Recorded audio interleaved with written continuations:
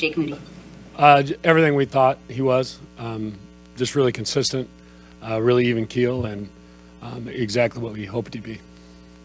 What did you hope he'd be exactly? Just that consistent, really even keeled, and just really consistent in everything he does, from his approach to his ball flight to his finish to just the way he is around here all day. So it's been fun having him.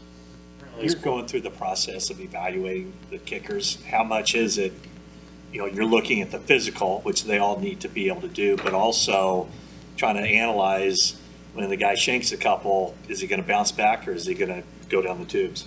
That's absolutely the toughest question. I think we evaluated 27 kickers coming out of college, so that's where you always start. With us, and so you go through the tape, and then our guys do a great job. John and all the scouts, they give you the rundown, and so we're starting kind of from square one.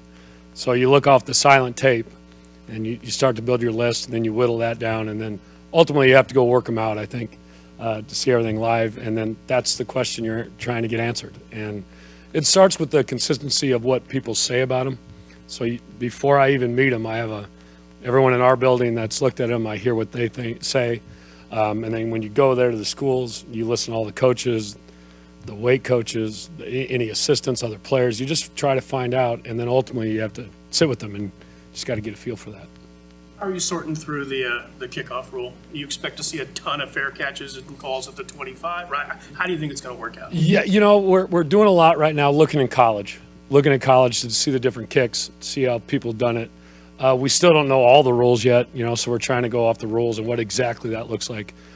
So it's more or less just trying to figure out what we're going to anticipate seeing. And then I think through preseason and, once you start getting some tape on guys, you'll see their philosophy.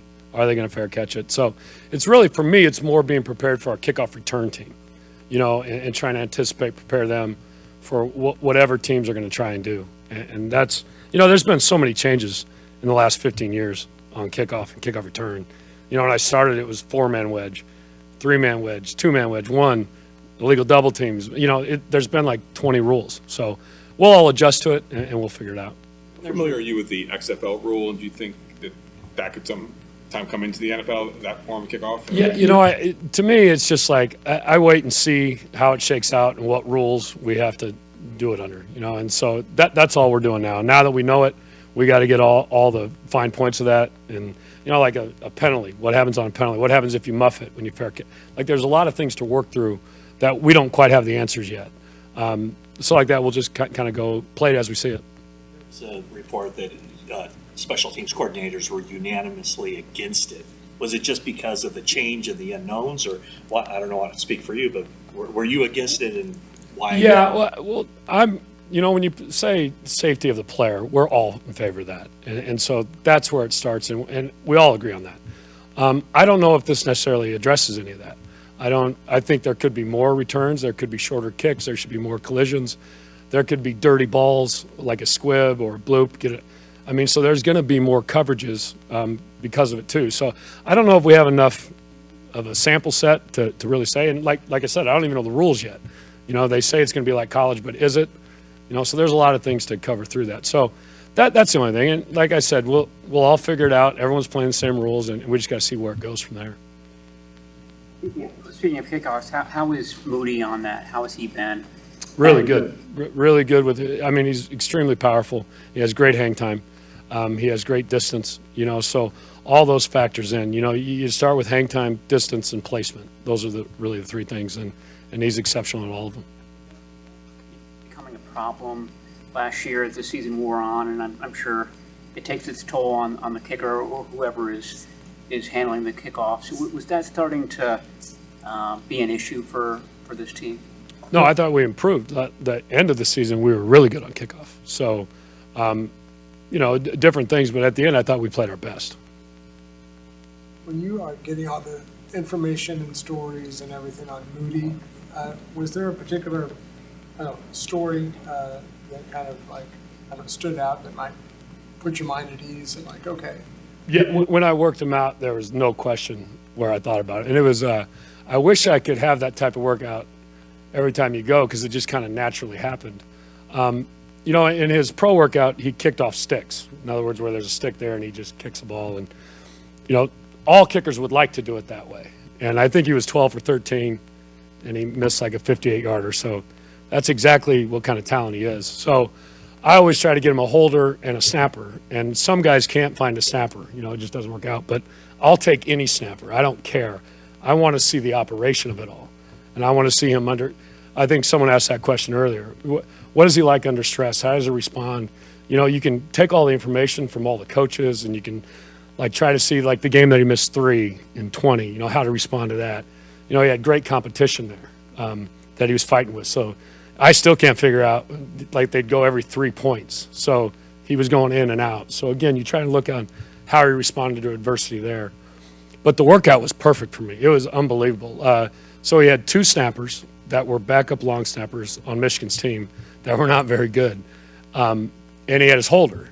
So right off the bat, these balls are coming everywhere, and I wasn't. And he was doing great. You know, the times were good, everything's good, and so as it got going and the snappers were rotating, the balls were just atrocious coming back, and I loved it because I was looking at him, how he responded to everything, and you could tell he was getting frustrated because then I'd move the snappers and I'd have him kick off sticks, and his timing was off. So it was a really frustrating workout from his point of view. I absolutely loved it. Because at the very end, we backed up to a 55-yarder, bad snap, and so he missed it. And he thought that was the last kick. And, again, I'm just looking at him. And he's still stone-faced, really cool disposition. So I go, okay, we have a last-second field goal. I'm going to count. You have 12 seconds. I'm going to count it down. This is against Ohio State to win it. So they're on the sidelines. They all run out. The worst snap of the day. It bounced twice, way inside. I mean, the holder barely got it down. And Moody, just like I've seen on tape, so consistent with his approach and his finish and trust, smoked it. So I was like, that is a great way to finish it. And then his last 2 kickoffs, so we did that. I did 6 kickoffs after that. And again, he was frustrated like anyone would be in a job interview where some things are out of his control. So the last 2 kicks, I said, okay, we're going to kick left. I want it outside the numbers, as close as you can to the goal line with the best hang time. The first one, he put a yard outside the numbers right on the goal line, 4.38 hang time, which is phenomenal. And then his second one was 2 yards outside the hash right on the goal line with 4.38 hang time. So right there, all those questions you have is how did the guy respond to adversity? It just naturally happened at the workout, and I was the only one there. So I was fired up. Like, if a lot of people would have saw that, I think they would have saw what I saw, and I trusted what I saw. So that's really what, for me, out of everything, that was a final step where I was like, this guy's the guy. Day 2, third round of the draft, you guys have 99, 101. Were you concerned at all that if you guys waited until 101 that he'd be gone? Yeah, that's what I just, they asked me my opinion, and I tell John and Kyle that, and then I let them handle it. Like, to me, that's my job, is evaluating who do I think is where I like guys, and then that's what they do. Do you put a round grade on him? After that, I told him I don't care where you take him. This is the guy. I felt that strongly about him. And so, again, that's not my job to figure out where we should draft him. I just know I really like the talent. I really love the kid. I love everything about him. So, to me, it was like, I think this is the best, and they got to figure that out, I think.